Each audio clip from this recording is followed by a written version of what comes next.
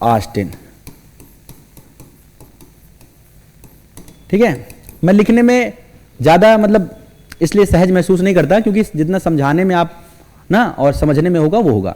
अब बात करेंगे हम लोग संप्रभुता है क्या, क्वेश्चन कैसे आएगा। तो क्वेश्चन मैं इसलिए बना के लेकर आया हूं, ऑस्टिन के संप्रभुता सिद्धांत का आलोचनात्मक परीक्षण करें, संप्रभुता पर बहुलवादी अपेक्षों का परीक्षण करें, यह नागरिक समाज की अवधारणा पर एक संक्षिप्त निबंध लिखें। ये 3 क्वेश्चन हैं, इन 3 क्वेश्चन के 2 क्वेश्चन आने ही आने हैं 3rd यूनिट में, ये मान के चलिए। तो कॉन्सेप्ट क्या है, संप्रभुता। क्या समझते हैं हम लोग संप्रभुता से? संप्रभुता का मतलब होता है क्या, सर्वोच्च शक्ति किसकी, राज्य की, राज्य की सर्वोच्च शक्ति इससे है। सिंपल, वो राज्य किस में कहां यूज करेगा, अपने आंतरिक क्षेत्र में और बाह्य क्षेत्र में। तो राज्य की ऐसी सर्वोच्च शक्ति जिससे राज्य अपने आंतरिक क्षेत्र और बाह्य क्षेत्रों में क्या करता है, प्रयोग करता है। क्या है वो, संप्रभुता। आंतरिक क्षेत्र मतलब राज्य, जैसे भारत है तो भारत में कोई भी मोदी जी को कोई नीति लानी होगी तो शक्ति का यूज करते हैं, कोई भी डिसीजन लेते हैं, वो क्या है, संप्रभुता को दिखाती है। जब भी भारत विश्व में किसी भी देश के साथ जो भी समझौते कर रहा है, संधि कर रहे हैं, वो अपनी मर्जी से कि हमें टैरिफ बढ़ाना है कि नहीं बढ़ाना, टैक्स बढ़ाना है नहीं बढ़ाना, किसी कंट्री पर हमें इसको रोकना ही नहीं रोकना। जैसे हम पाकिस्तान के साथ क्या कर देते हैं, कभी कभी हम क्या करते हैं, हम कह देते हैं कि हम पाकिस्तान जहां पर भी ना सम्मिलित होगा वहां हम सम्मिलित नहीं होंगे। सार्क क्यों अस्तित्व में नहीं है? सार्क एक संस्था है साउथ ईस्ट एशियन वाली, तो नहीं याद, ठीक है। तो सार्क ना संगठन है, तो उसमें भारत ने कह दिया कि पाकिस्तान इसमें है इसलिए हम इसको ज्वाइन नहीं करेंगे, हम दोनों मिल करके बात नहीं करेंगे कि प्रेम भाव, क्योंकि वो तो आतंकवाद के राह पर है। तो ये हमारी शक्ति, भारत की अपनी शक्ति बाह्य क्षेत्र में उसने डिसीजन लिया। ये क्या दिखाती है, हमारी संप्रभुता को। क्या दिखाती है, संप्रभुता को। क्लियर है,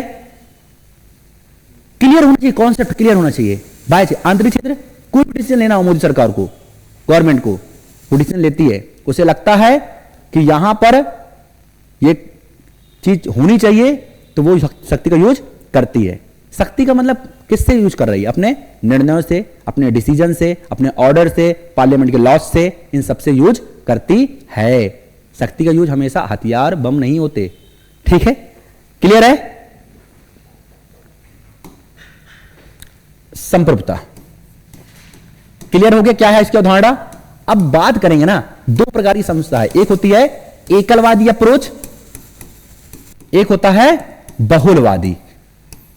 दूसरा क्या होती है, देखेंगे एकलवादी में ना जो सबसे प्रमुख विचारक जो इसको जस्टिफाई कर रहा है वो कौन है, ऑस्टिन। कौन है, ऑस्टिन। क्या है कि संप्रभुता एक ऐसी राज की सर्वोच्च शक्ति जो क्या है, पूर्ण है, अपने आप में क्या है, पूर्ण है, निरपेक्ष है, पूर्ण है, मतलब अब्सोल्यूट है। क्या है, अब्सोल्यूट है, उसे किसी प्रकार की जरूरत नहीं है, क्योंकि वो अपने आप में क्या है, सर्वोच्च है। उससे बड़ी संस्था, उससे बड़ी शक्ति कोई है ही नहीं राज के लिए, ठीक है ना। अब्सोल्यूट, पूर्ण है, उसे किसी प्रकार की और अन्य शक्ति की जरूरत नहीं है, क्योंकि वही संप्रभुता जो है ऐसे निर्णय राज के, वो क्या है, जो भी शक्ति कर रहा है ना, आदेश, राज आदेश कर रहा है, लॉ।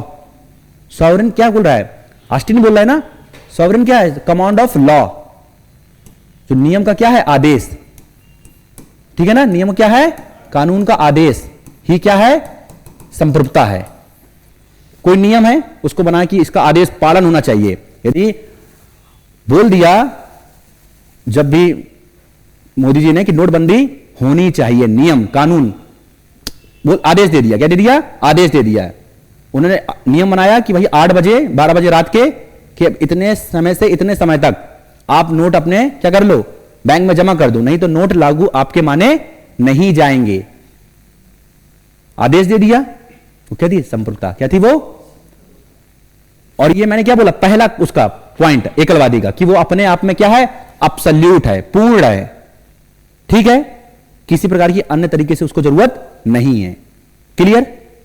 दूसरा क्या है, अपृथक है, किसी तरीके से विभाजित, इसका विभाजन नहीं किया जा सकता, अविभाजित है। क्या है, क्या है दूसरा, क्या है, यह शक्ति क्या है, अविभाजित है, क्या है, अनडिवाइड। कौन ये मानते हैं, ऑस्टिन, एकलवादी अप्रोच वाले लोग। अपृथक कैसे, विभाजन कैसे, मतलब राज्य के अलावा कोई और संस्था नहीं, राज्य ही इसका यूज करती है केवल। समझ में आ रहा है, ऐसा नहीं कि समाज इसका यूज करेंगे, कि समाज के 4 लोग आएंगे कहते हैं कानून बनाएंगे, ऐसा नहीं। तो इसका मतलब क्या समझ में आता है अपने को, मतलब यह समझ में आता है कि जो ऑस्टिन है ना, वो कहीं ना कहीं राज्य को, राजतंत्र वाली जो व्यवस्था को, राज्य वाली को, वो कितना महत्व दे रहा होगा, एक व्यक्ति को कितना महत्व दे रहा होगा, कि जो वो कहेगा वही सब कुछ होगा, जो वो संस्था कहेगी। बाकी किसी संस्था का इस शक्ति पर अधिकार नहीं है, उसको नहीं दे देंगे कि लो भाई थोड़ा सा तुम भी यूज करो इसको, ठीक है ना, तुम भी निर्णय ले सकते हो, नहीं, केवल राज्य ही निर्णय लेगी, क्योंकि यह शक्ति क्या है, अविभाजित है। क्या है, ठीक है ना, अपृथक है, पूर्ण है अपने आप में। क्लियर है, यस या नो। आगे देखेंगे और क्या है एकलवादी में।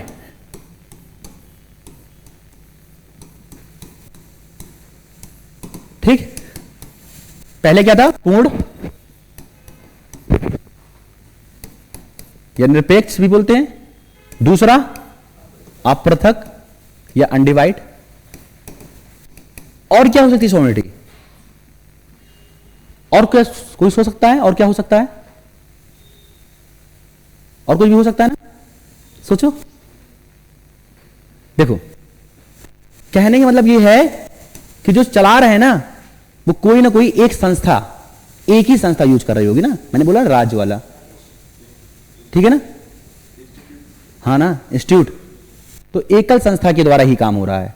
अपृथक में क्या है, मतलब बोले कि और नहीं होना चाहिए, उसी को ही आपको देखो पॉइंट बढ़ाना है, ठीक है ना, तो एकात्मक पर बहुत जोर दे रहे हैं, एकात्मक शासन व्यवस्था पर। किस पर, संप्रभुता वाले में क्या है, एकलवादी सिद्धांत पर, कि वो एकात्मक शासन व्यवस्था पर बहुत ज्यादा जोर कर रहे हैं। समझ में आ रहा ना, एकात्मक वाली जो व्यवस्था पर, कि ज्यादा दो संस्था नहीं हो चाहिए, मतलब फेडरल में क्या होता है, संघात्मक होता है ना, जहां पर राज्य को भी कुछ शक्ति दी जाती है और केंद्र को भी दी जाती है। लेकिन एकात्मक वाले शासन व्यवस्था पर, जहां पर केवल एक ही बॉडी डिसाइड करती है कहां पर क्या होना होगा, तो शासन व्यवस्था कैसा होगा, संप्रभुता सिद्धांत के एकलवादी में एकात्मक स्ट्रक्चर कौन सा होगा, इसकी विशेषता बता रहे हैं ना हम लोग, कि पूर्ण होगी, अपृथक होगी, लेकिन जो उसकी शासन व्यवस्था कैसी होनी चाहिए, एकात्मक। क्लियर है,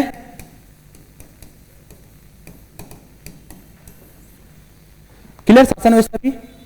तो ये से क्या है, मेन पॉइंट्स हैं इसके। कौन बोल रहा है, जॉन ऑस्टिन। इसकी आलोचना क्या हो सकती है,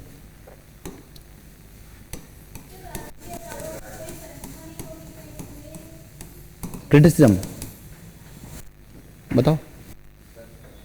इसमें क्या है, किसी अन्य संस्था को महत्व नहीं दिया जा रहा है, राज्य के अलावा समाज का महत्व नहीं है, किसी अन्य संस्था का उसमें क्या नहीं है, महत्व नहीं है। क्या है सबसे बड़ा पॉइंट, यदि राज्य क्या कहते हैं, केवल अपनी ही मनमानी करे कि जो मैं कह रहा हूं, जो मेरी शक्ति है वही सही है, तो कहीं ना कहीं तानाशाही, ठीक है ना, क्या तानाशाही का जन्म, आलोचना। फिर कहीं ना कहीं क्या होगा, कि जो पार्टिसिपेशन होना चाहिए लोगों का राज्य में, वो नहीं होगा, लोकतंत्र नहीं दिखेगा आपको। ठीक है, क्लियर चीजें। और क्या है कि समाज के, जो राज्य के अंदर जो जितनी भी संस्थाएं हैं, उनका क्या नहीं होगा, महत्व नहीं होगा, ठीक है ना, उनका क्या नहीं होगा, महत्व नहीं होगा। और जब महत्व नहीं होगा और उपयोगिता नहीं होगी, तो क्या होगा, जो भी राज्य में अच्छा होना चाहिए ना, वो और भी अच्छा नहीं हो पाएगा। तो ये सब क्या आलोचना है, मेन बड़े, मैं कोई बुक से नहीं बता रहा हूं, बड़े प्रैक्टिकल वे में बता रहा हूं, इसलिए बता रहा हूं कि आप लोग चीजों को बहुत अच्छे वे से समझ जाओ, ठीक है ना, क्लियर। यस, आगे चलते हैं। ये हो गया एकलवादी अप्रोच। दूसरा अप्रोच बहुत इंपॉर्टेंट है। एक क्वेश्चन यहां से आएगा, ऑस्टिन वाला हो जाएगा। अप्रोच में आ गया, कॉन्सेप्ट क्या है एकलवादी का, क्लियर है। जैसे मान लो, सबसे बड़ा एग्जांपल बताता हूं ऑस्टिन का, जॉन ऑस्टिन का लागू कहां हो रहा है। एग्जांपल है north Korea, Kim Jong Un, नाम सुना है। जो वो कह देता है वही लागू होता है। वो कहता है मेरे अलावा कुछ भी नहीं, मतलब जो मैं बोलूंगा वो आदेश वहां पर पारित होगा। जो भी उसने लॉ बना, जो भी कमांड कर दिया, sovereign is the command of law, मतलब जो भी उसने कमांड कर दिया, ठीक है ना, आदेश दे दिया, आदेश ही उसका क्या है, नियम है। आदेश ही क्या है, उसकी शक्ति, उसका सब कुछ है। उसने कह दिया कि 12 बजे रात के मैं सबको मिलिट्री जो परेड में, ग्राउंड में जितने भी आर्मी वाले लोग हैं सबसे मैं वो लूंगा, ठीक है ना, सबको देखूंगा कि वो कैसे अपना परफॉर्मेंस करते हैं, सब तैयार हैं कि नहीं है। बोल दिया तो बोल दिया, अब जो नहीं आएगा उसको पनिश वो करेगा।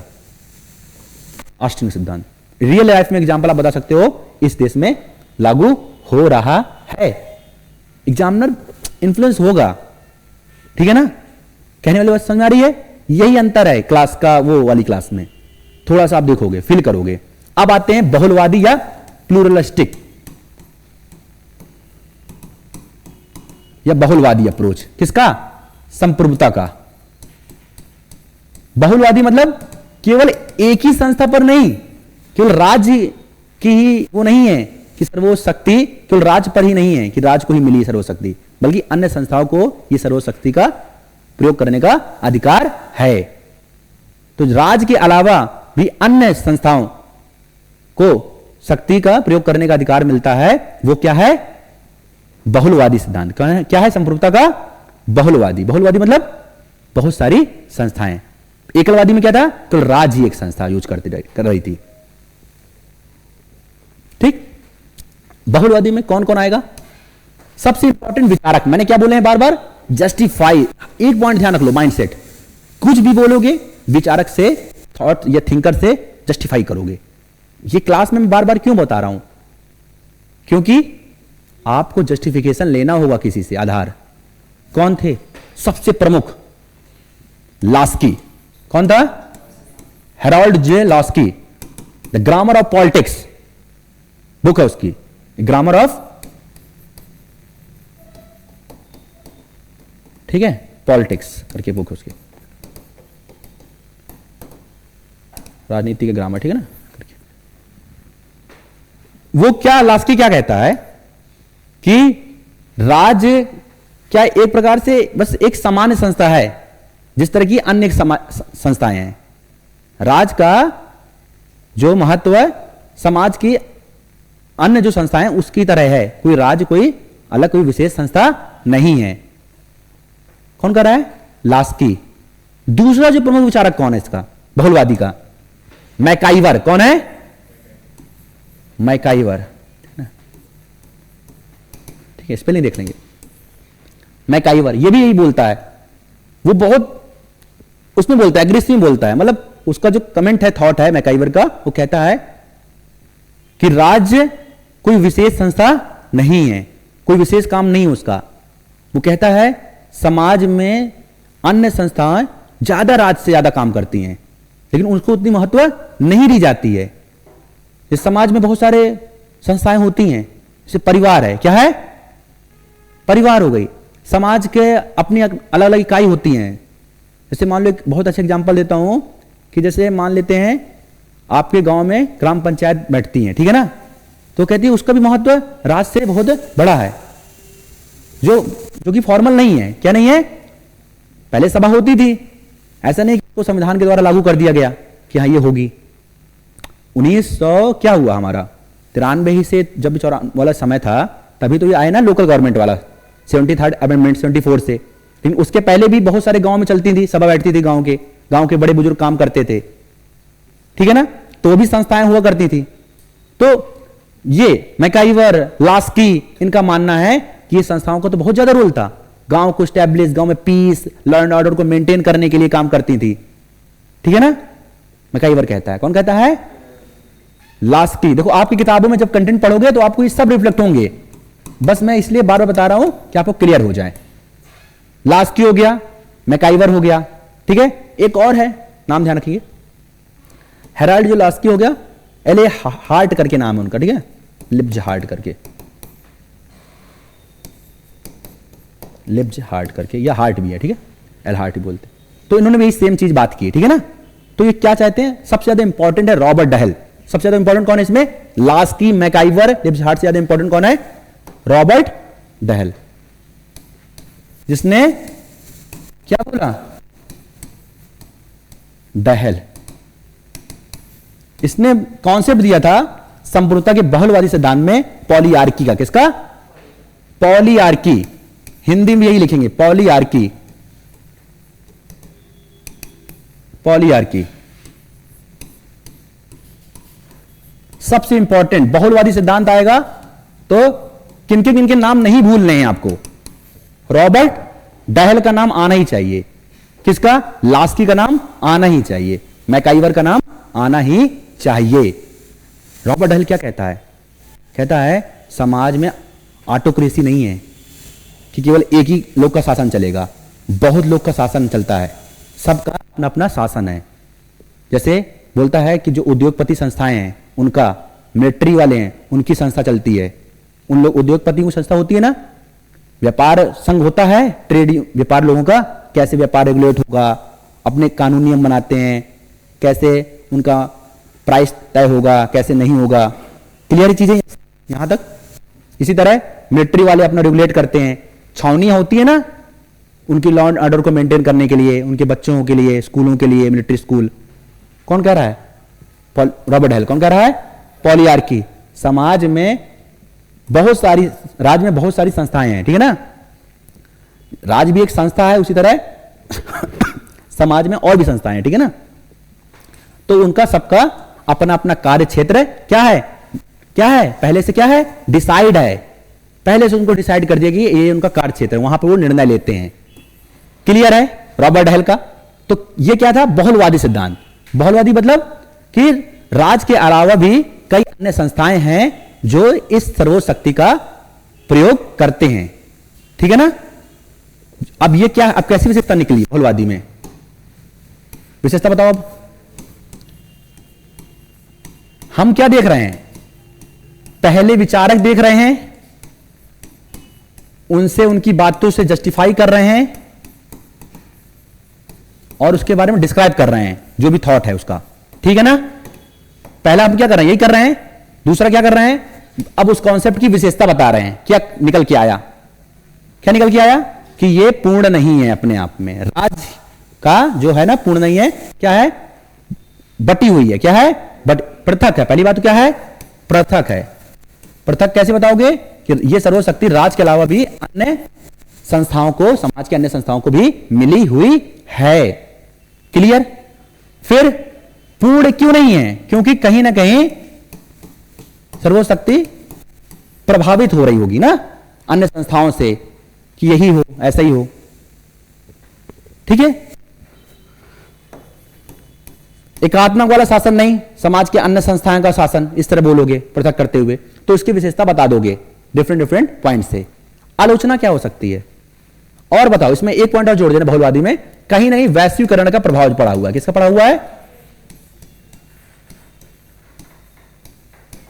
सर्वशक्ति प्रभावित, संपूर्णता प्रभावित होती है ना वैश्वीकरण से, होती है। राज्य की सर्वशक्ति प्रभावित होती है। अभी देख लो कि जब भी युद्ध हो रहा होगा, रशिया यूक्रेन का हुआ, या अभी अमेरिका में ट्रंप आ गया, ठीक है ना, ट्रंप कुछ भी कर रहा है ना, कोई पॉलिसी लेकर के आ रहा है, हमारे राज्य की सर्वशक्ति प्रभावित हो रही है। पहले हमारे भारत एक्सपोर्ट ज्यादा कर रहा होगा, लेकिन अब कम करता है। क्यों, क्योंकि उसे लग रहा है कि वहां पर यूएसए बहुत हम पे टैरिफ लगा रहा है, क्या लगा रहा है, टैक्स ले रहा है, तो हम इससे अच्छा कि एक्सपोर्ट और कहीं करें, कहीं और फायदा मिलेगा। इंपोर्ट हम जब कर रहे हैं तो हम पर टैरिफ लगा रहा है, ठीक है ना, आयात पर, तो हमें ज्यादा और चीजें महंगी मिल रही हैं, तेल हो गया वो सब, तो हम कह रहे हैं हम यहां से अपना खरीद करके कहीं और जाएंगे। तो हमारी सर्वशक्ति जो डिसीजन पावर है वो क्या हो रही है, प्रभावित हो रही है। किस वजह से, वैश्वीकरण की वजह से। तो पूर्ण तो नहीं है ना अपने आप में कि जो चाहे लेगा, कि मैं चाहूंगा कि मुझे 50 किलो या 50 कुंटल गेहूं खरीदने हैं और मुझे इतने रेट में चाहिए, क्या मिल जाएंगे क्या, तो दूसरे संस्थाओं से, दूसरे विश्व की अन्य संस्थाओं से भी संप्रभुता प्रभावित होती है उनके निर्णयों से। ये कॉन्सेप्ट है, ये सब बोल रहे हैं बहुलवादी। एकलवादी तो मान ही नहीं रहे हैं ना कि प्रभावित होती है, वो चाहते हैं कि जो हम कह दें वही होगा। बहुलवादी में वो सब मानते हैं, सब संस्थाएं। क्लियर? यही आना है, या तो ऑस्टिन का आएगा या तो बहुलवादी आएगा संप्रभुता पे। थर्ड यूनिट में केवल एक चीज यही है कि वैश्वीकरण का संप्रभुता पर क्या प्रभाव है, इसको ही आपको लिखना है कि पहले कैसे था। एकात्मक और बहुलवादी को दिखा देना है। एकात्मक में ऐसा है, बहुलवादी में आने पर विश्व में संस्थाएं आई, संस्थाओं को लेकर के फिर क्या हो रहा है, अपने हित के लिए क्या कर रहे हैं हम लोग, संस्थाओं के नियम कानून मान रहे हैं, संयुक्त राष्ट्र को मान रहे हैं, विश्व व्यापार संगठन को मान रहे हैं, उसके कानून नियम मान रहे हैं। यदि विश्व व्यापार संगठन के नियम कानून नहीं मानेंगे तो विश्व के अन्य देश हमारे साथ व्यापार नहीं करेंगे। फिर वो कह देंगे ठीक है तुम अपना बना लो।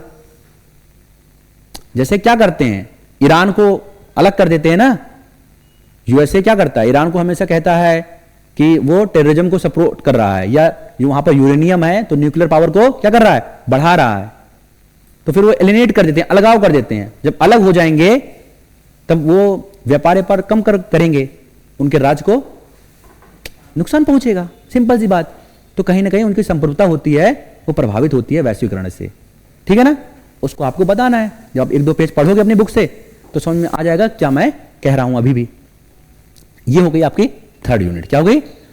थर्ड यूनिट में कौन सा आएगा जो मोस्ट इंपॉर्टेंट है, मैं फिर बोल दे रहा हूं। ऑस्टिन का, किसका? ऑस्टिन का एकलवादी सिद्धांत या ऑस्टिन का संप्रभुता वाला, लिख लीजिए, जो सबसे इंपॉर्टेंट है। फिर दूसरी यूनिट क्या है? दूसरी यूनिट बताएं कोई, मतलब दूसरे इसका पार्ट, दूसरा ही बहुलवादी। क्या यूनिट नहीं, बहुलवादी। इन दोनों में से एक। दोनों क्लियर हो गए? कोई अलग था क्या? लेकिन इसके पहले लग रहा होगा क्या संप्रभुता है, क्या एकलवादी है, क्या बहुलवादी है, लग रहा होगा। क्योंकि जब मैं भी फर्स्ट ईयर में तो लग रहा था ना। मैं क्यों बार बार कोरिलेट करा रहा हूं आप लोग को, क्योंकि आप फील करो। ठीक है, आगे देखते हैं। Unit fourth. क्या आप कहते हो मंजिल की ओर जा रहे हैं ना मैराथन में। चलो, सिलेबस। सबसे पहला क्या है? सिलेबस। सिलेबस आना चाहिए।